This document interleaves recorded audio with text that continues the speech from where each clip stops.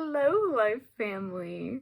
I am here to do the next devotional for our corporate fast. I believe it is day 4 now.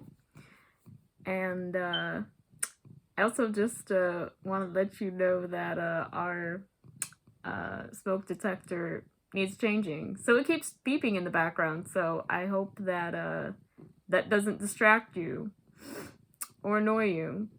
And there's also a drip in the background because there's a leak in my closet. And I hope that doesn't distract or annoy you either. But anyway, so my verse for today is John 15, verse 5. And I'm reading from the NIV. And it says, I am the vine, you are the branches. If you remain in me and I in you, you will bear much fruit. Apart from me, you can do nothing. And so I can say that this verse really immediately made me think of the theme of abiding in Christ just right away. And I can see that there's two different parts to it. And there's a part of it where it's talking about abiding in Christ and how you will bear fruit as a result of that. And there's a part where it's talking about how if you're apart from God, you can't do anything and you won't bear fruit. And so the first thing that came to my mind when I was reading this verse was about corsages and boutonnieres and all the cut flowers that we have in the floral department at work. And so when you have a cut flower, when you cut a flower from its original plant that it's growing from, it's now been disconnected from its source, from its life source, its source of nutrients. And it only has a specific amount of time that it's going to have before it starts to die. And in order to keep cut flowers alive for the longest amount of time, there's a lot of stuff that you have to do to keep them preserved. And once the cut flowers have been shipped to our stores, there's 3 main things that we do to keep them preserved. We try to keep them as cool as possible. We use flower food and other chemicals for preserving them. And we try to keep the environment clean and everything that they're sitting in clean as possible. And so we keep the flowers as close to around 45 degrees as we can. And that'll keep them from opening faster. And we also have packets of flower food that we add to vase arrangements. And we also have these 5-gallon jugs of liquid plant food that is added to our refrigerated bouquet wall. And when we make boutonnieres, corsages, and fancy wedding bouquets, we spray them with this chemical preservative. It's called Aquafinish. And that is used to prevent any browning or wilting from the flowers, because they're honestly only going to last a day before they start wilting. And we also try to keep everything the flowers are in or around as clean as possible to prevent any bacteria or mold growth on them. We have a chemical cleaner that we use for cleaning the buckets and the bouquet wall. And I actually just finished cleaning the bouquet wall yesterday with the floral manager, and it actually took about 3 to 4 hours to do that, and it was quite a process. It has to be cleaned about every 3 to 4 months, but yeah, because over time it gets this buildup of really gross bacteria and gunk in there. So when all of that bacteria builds up, that's just gonna make all the cut flowers in there just get grow moldy faster. And it is quite a long process to really do that, so yeah. And when we have buckets of flowers outside of refrigeration in displays, we have to change the water from them and cut about like an inch off of the stems and clean the buckets every 2 days, actually.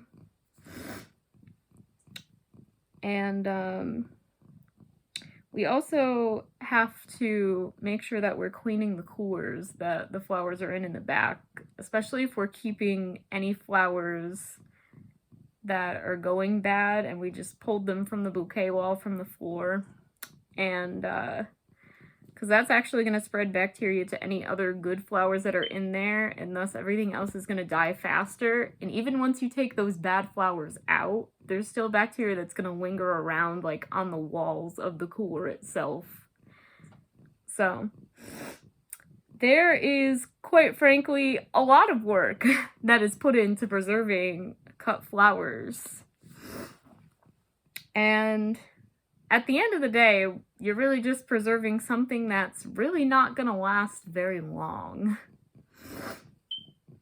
And I can say that I've spent my fair share of my life trying to preserve myself in very unhealthy ways. When I was in college, I was trying to preserve this image of me being the perfect, most productive student ever. And I was trying to navigate a new part-time job, college work with ADHD, trying to figure out how to drive my car without having a panic attack, and trying to work through a toxic codependent relationship at the time.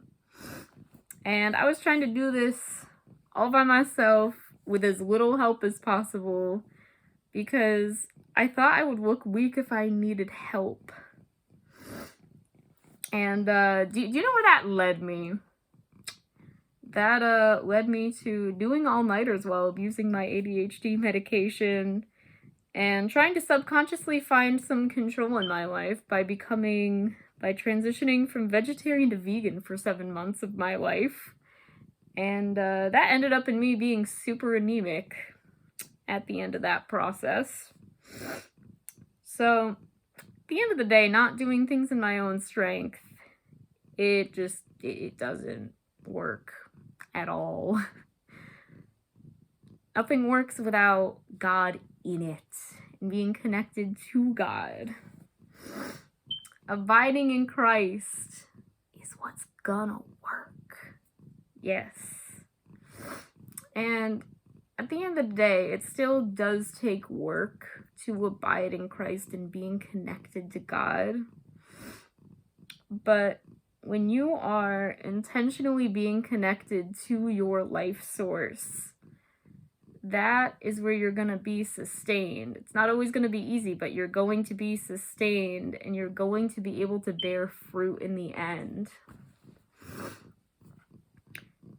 And for me, like, God is just revealing this. A lot of this is just growing in intimacy with God.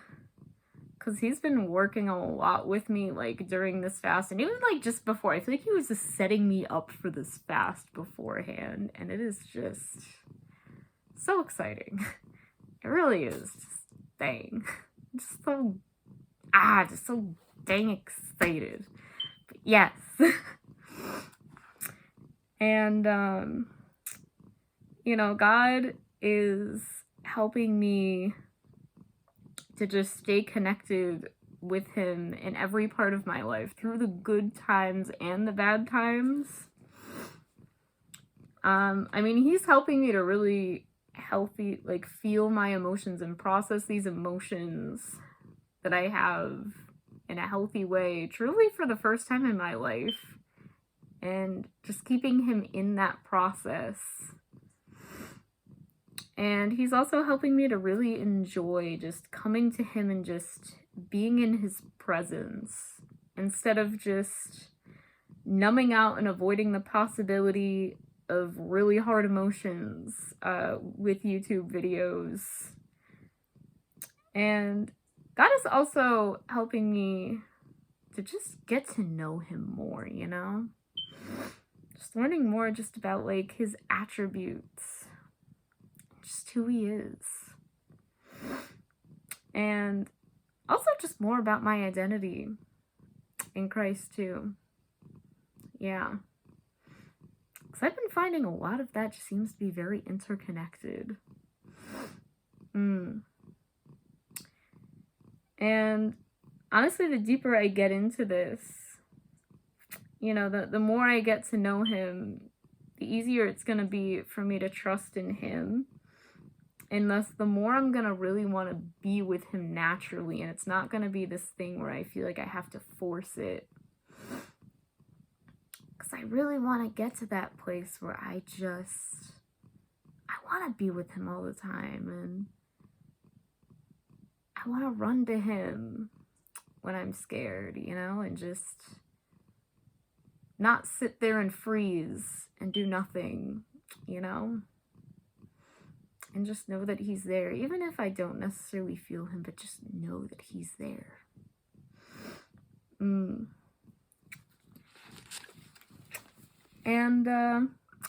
that's what I got for you. So let's just all keep abiding and growing with God throughout this fast and beyond that too. So I hope you all have a lovely day. I love you all. Bye.